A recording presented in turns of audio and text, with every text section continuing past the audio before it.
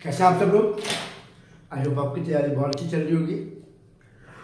तो कंटिन्यू करते हैं हम लोग। हमारा टॉपिक चल रहा था रेलवे इंजीनियरिंग, सब्जेक्ट चल रहा था रेलवे इंजीनियरिंग और हम लोग जॉइंट्स पढ़ रहे थे। जॉइंट्स में हमने क्या किया था, टाइप्स ऑफ स्लीपर, मतलब जो जॉइंट्स में निकल के आते वो हम कल कर चुके थे। किस तरीके से हम लोग स्क्वायर जॉइंट प्रोवाइड करते हैं, स्टैगर्ड होता है, वो सब हम लोग कर चुके थे। आज जो हमारा टॉपिक चलेगा उस टॉपिक पे छोटे छोटे न्यूमेरिकल्स हैं, पहली चीज।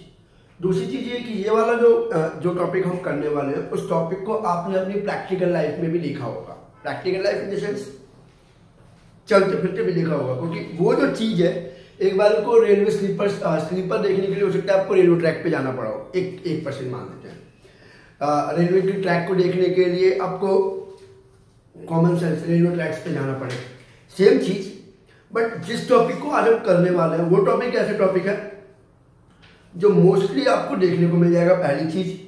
दूसरी चीज ये कि हो सकता है कि कुछ लोगों ने उस चीज को किया भी हो, मतलब कि जो भी हम करने वाले हैं और जो हमारा टॉपिक है, that was the topic and the name of that topic is welding of a rail. मतलब क्या इस टॉपिक का, वो मैं आपको डिस्कस करता हूं। देखिए, जिस तरीके से मैंने आपको कल बताया था कि यार हमको एक रेल को दूसरी रेल से कनेक्ट करना होता है with the help of joints. वो जॉइंट स्क्वायर हो सकता है, स्टैगर्ड हो सकता है, XYZ, वो इसका स्क्वायर जॉइंट रेल में हो सकता है। वो एक अलग प्रोसेस था।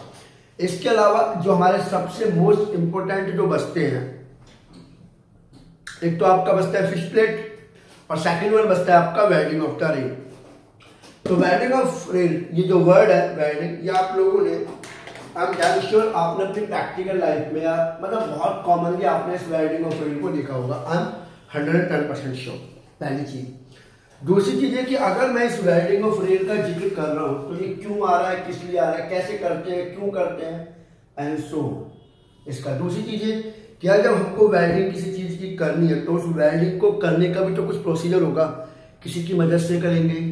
बात समझ रहे हैं आप? तो ये सारी चीजें इसके अंदर आती है। कितनी लेंथ की वेल्डिंग करनी चाहिए, कितना रेलवे ट्रैक्स है, एंड सो ऑन। तो हमको वो चीजें आज यहाँ पर डिस्कस करनी है, ठीक है। तो हम लोग एक पॉइंट लेना चाहेंगे वेल्डिंग ऑफ रेल के अंदर ही, कि it is the connector which connect the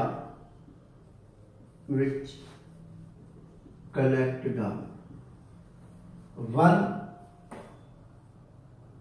rail to the second one। Simple सा फंडा है कि अब इसमें एक कनेक्टर होता है, इसमें हम एक रेल को दूसरी रेल से कनेक्ट करते हैं विद और without any third party in the sense कोई भी चीज, एनीथिंग, विद और विदाउट एनी थर्ड पार्टी, मतलब पार्टी मतलब कुछ भी, एनी थर्ड पार्टी, विद और without any third party, anything help. ठीक है, एक कनेक्टर जिसमें आपको एक मेंबर को दूसरे मेंबर से कनेक्ट करना है, जिसमें हो सकता है आप मदद लो, हो भी सकता है मदद ना भी लो, पर मोस्ट प्रोबेबली आप लोग मदद लोगे ही लोगे। ये बात ध्यान रहेगी, with the help of third party. Third party मतलब कुछ भी, लाइक वेल्डिंग सब करते हैं तो इलेक्ट्रिक आर्क वेल्डिंग रहती है, गैस वेल्डिंग होती है, फ्लेट वेल्डिंग होती है, तो एक अलग सिचुएशन। तो क्या होता है इसमें, इट इज डन, ये किया जाता है for making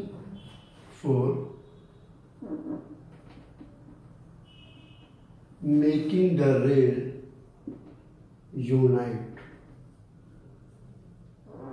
unity, not unite, unity. ठीक है, मतलब पूरी की पूरी रेल को, यार जैसे 2 किलोमीटर या 3 किलोमीटर या XYZ आपको कितने भी लंबी ट्रेन बिछानी है, अब उस ट्रेन को बिछाने के लिए बाई पार्ट्स में होगी। 12 मीटर लंबी ट्रेन हो सकती है, 13 मीटर, 14 मीटर। अब उस आपको 14 मीटर को 14,000 किलोमीटर तक करना है, तो कोई चीज तो वहां पर अवेलेबल हो जो उस बाय पार्ट्स को, जैसे एक रेल एरी, एक रेल एरी, एक रेल एरी, एक रेल एरी, है तो 4 पार्ट्स में ना, 1 2 3, कोई एक ऐसा मेंबर या कोई एक थर्ड पार्टी या कुछ भी एक ऐसा आ जाए जो इन दोनों को एक की तरह जोड़ दे,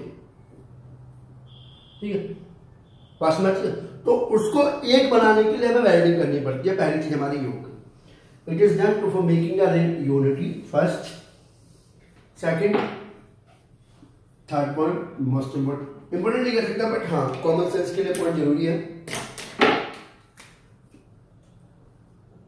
it is also impart question. अगर मैं रेल की बात करूं तो रेल अपनी रेल की जो स्ट्रेंथ है वो इस वेल्डिंग पर भी डिपेंड करेगी। क्यों? क्योंकि देखिए मैंने आपको बताया था कि अगर कोई एक सॉलिड चीज है, लाइक इस तरीके से सॉलिड है, इसकी लंबाई मैंने मान ली L1, इसकी लंबाई मैंने मान ली L2, ठीक है, कोई प्रॉब्लम नहीं। जब इसकी लंबाई L1 और इसकी लंबाई L2 है, क्या होगा? आप इसके बेसिस पे स्ट्रेंथ निकालने की कोशिश कर रहे हो, लक बाई चांस आप लक बाई चांस क्या, जैसे मान लीजिए इसकी लोड कैरिंग कैपेसिटी है 200 किलोन्यूटन पर मीटर। जस्ट इमेजिन आपने 200 मीटर की वेल्डिंग की हुई है बीच में, इस तरीके से आपने वेल्ड किया हुआ है, ठीक है। इस वेल्डिंग की जो लोड कैरिंग कैपेसिटी है, जस्ट इमेजिन वो है 150 किलोमीटर पर मीटर, ठीक है। तो मुझे एक बात जाननी है कि आपकी जो ट्रेन आएगी उस ट्रेन का लोड इससे तो बिल्कुल भी ज्यादा नहीं होना चाहिए। पहली चीज तो ये है, क्यों? क्योंकि अगर इससे ज्यादा हुआ इसको तो कोई प्रॉब्लम नहीं होगी। मान लीजिए 175 किलोमीटर पर मीटर लोड आ गया लक बाई चांस, तो ये तो आराम से बियर कर जाएगी, नो इश्यू। बट ये क्या हो जाएगी, ऑन द स्पॉट क्रैक हो जाएगी। दूसरी चीज ये कि वेल्डिंग है, ब्रिटल बिहेवियर शो करेगी, ऑन द स्पॉट ये क्या हो जाएगी, फेल हो जाएगी। बात समझ आती है? तो ये स्ट्रेंथ में भी इंपार्ट करती है वेल्डिंग, ये बात आपको ध्यान रखनी है। तीसरी चीज कि वेल्डिंग हम करते कैसे हैं, कहां कहां पे करते हैं और कैसे कैसे करते हैं।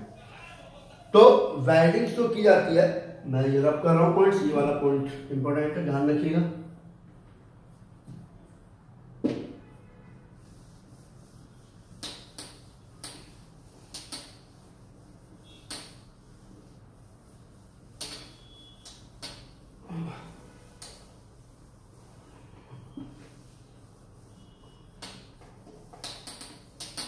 देखिए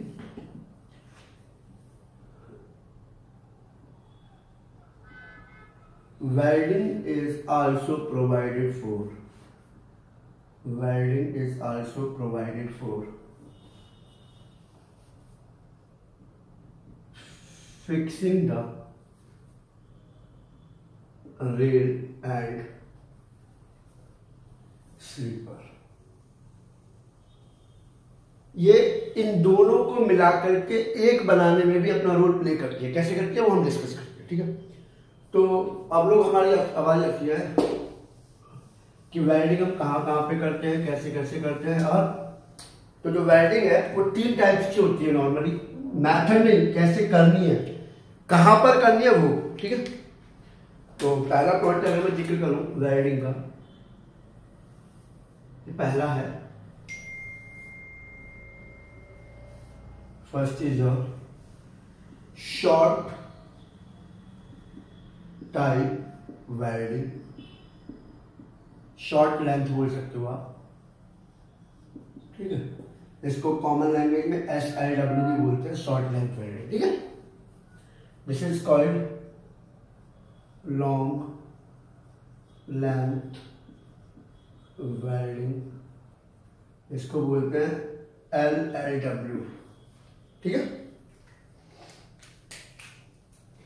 इसको बोलते हैं कंटिन्यूअस लेंथ वेल्डिंग, CLW। देखिए हम वेल्डिंग करते कैसे हैं वो एक अलग तरीका वो है, एक अलग बात है। वेल्डिंग करनी कहां पर है वो एक अलग बात है, ठीक है। तो शॉर्ट टाइप ऑफ वेल्डिंग कहां करते हैं हम लोग, ये देखते हैं इसका पहला पॉइंट। जब आपको वेल्डिंग करनी है इट इज डन, मैं पॉइंट्स की फॉर्म में लिख रहा हूं और टेबल्स की फॉर्म में आपको याद भी रहेगा, अब आराम से तीनों को डिस्टिंग्विश भी कर पाओगे, ठीक है। तो पहला पॉइंट क्या होता है, पहला पॉइंट होता है कि it is short type welding, it is done only for the length of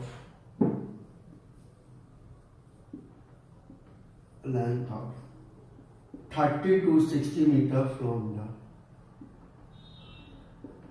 both end, है ना जी। शॉर्ट लेंथ की अगर मैं बात करूं वेल्डिंग की, तो ये की जाती है 30 से 60 मीटर के लिए, नॉट मोर देन दैट। हो सकता है कहीं पे 50 कर रहे हैं, हो सकता है कहीं 45, मैंने दोनों के बीच की रेंज लिखनी है, 30 से 60 के बीच में किया जाता है। पहली चीज, it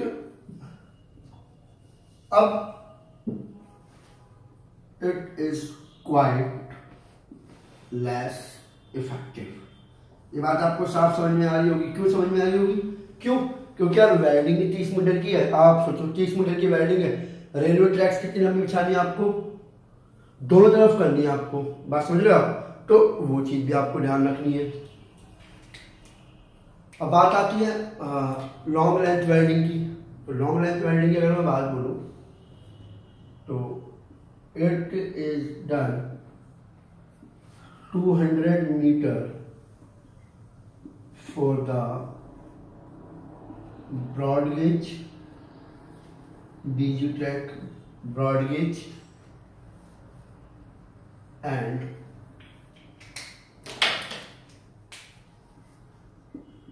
300 meter for the meter gauge। ठीक है, from the both end, from the end of the rail। ठीक है, ये वाली चीज होगी। दूसरी चीज, it is used in Indian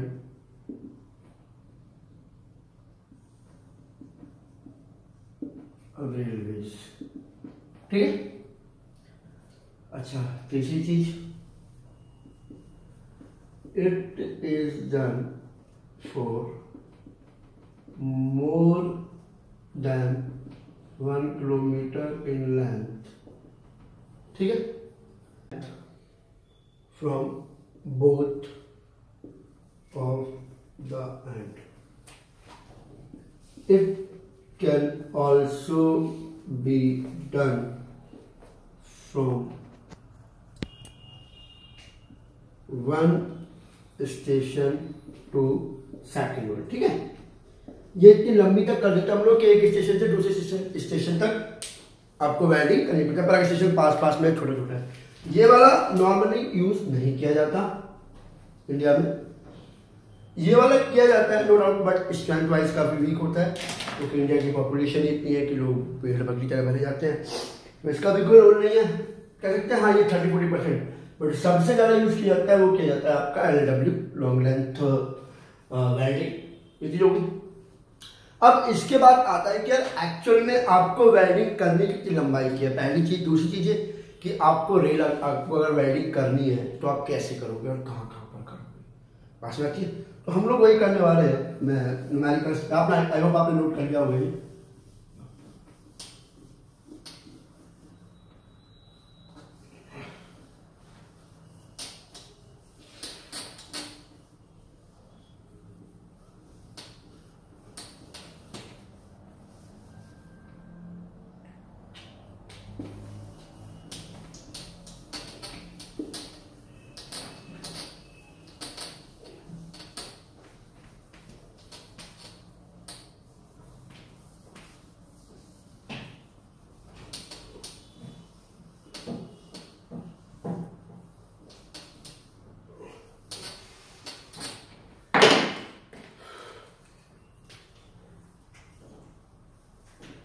length of welding, welding की लेंथ हमने वो बाय नाम से लिखा, बट एक्चुअल में वो वेल्डिंग की लंबाई होती कितनी है, बात समझते हो?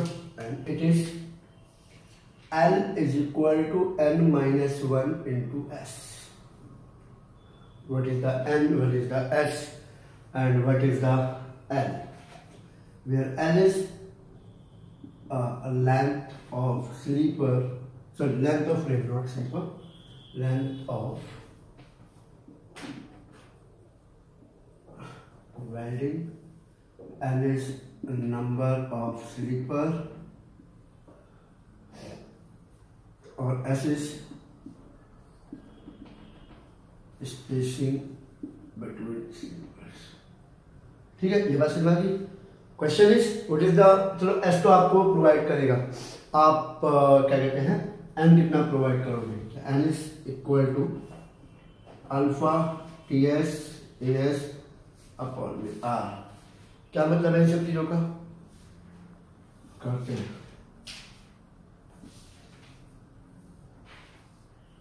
अल्फा क्या होता है, alpha is your thermal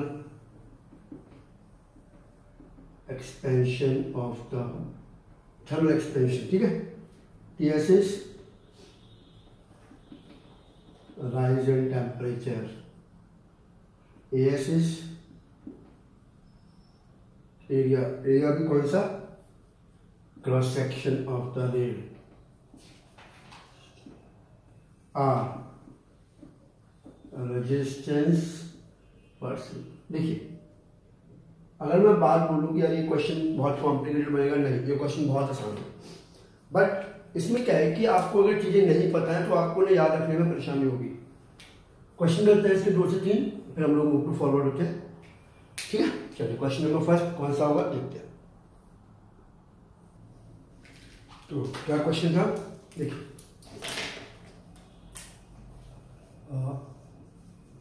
what will be the length of the welding of the rail for the given data, ठीक है। लेंथ ऑफ वेल्डिंग एड्स कितनी होगी फॉर द गिवन डाटा। पहला स्टेट फॉरवर्ड क्वेश्चन कर रहा हूँ। अच्छा उसमें एक चीज और, अच्छा n is equal to alpha E T S dot A S upon में आर। ये इस सबको पता है, it's a Young modulus of elasticity, ये वर्ड है ये, ठीक है।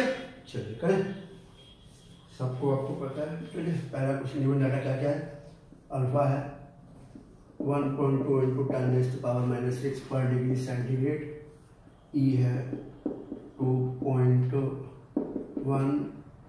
10⁵ न्यूटन पर mm square, area cross section area of the rail is 2.4 centimetre square 20, ठीक है। T1 is your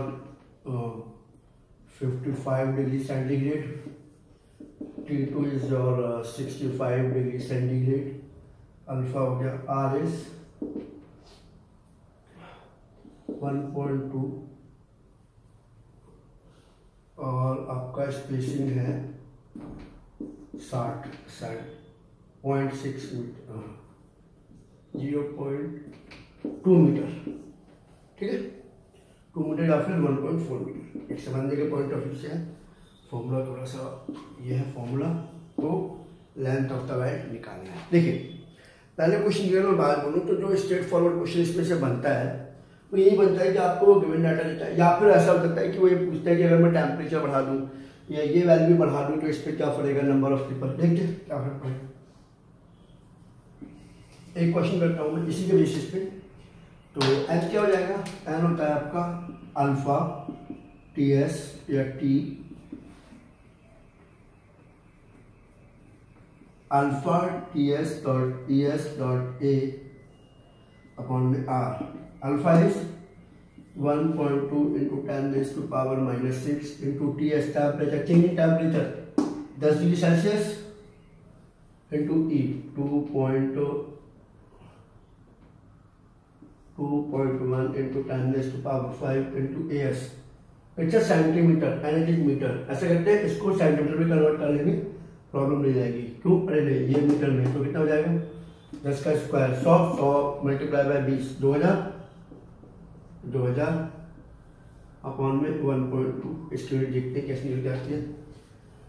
तो how much will be the answer, solve करते हैं। इस 6 से ये 6 गया, 12 × 24 2.4 मल्टीप्लाई 2.1 इंटू 1000 बटे में 1.2, इससे ये गया 2 आ गया, तो कितना आ गया 2.4.2,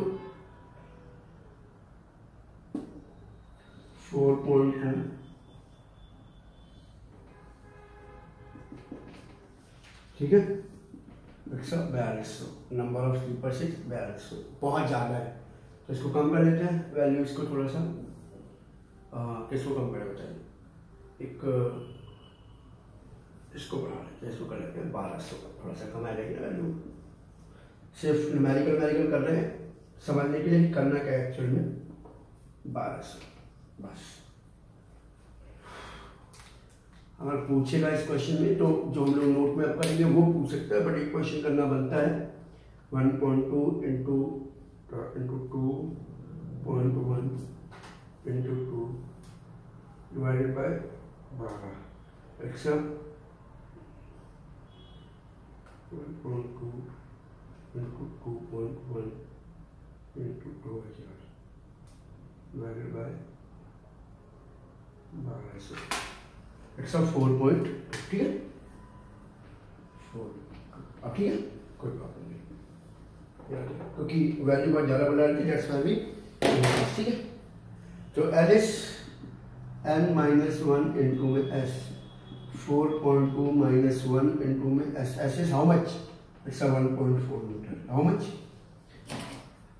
4.2 minus 1, 3.2 multiplied 1.4, 4.48 approximately 5, ठीक है, स्पेसिंग हुई इन मीटर, तो the length of welding is 5 metre. अब आप एक बात देखिए, सबसे कम आपको वेल्डिंग करनी पड़ रही है, अगर यहाँ पे रखी तो वैल्यू आपकी ज़्यादा आती है। एक ब्लूप्रिंट का क्वेश्चन था कि वो क्या आपसे पूछ सकता है, बट एक्चुअल में मेरे हिसाब से क्वेश्चन क्या बनना चाहिए वो हमें देखिए। आई होप टफ क्वेश्चन नहीं, आसान है, देखिए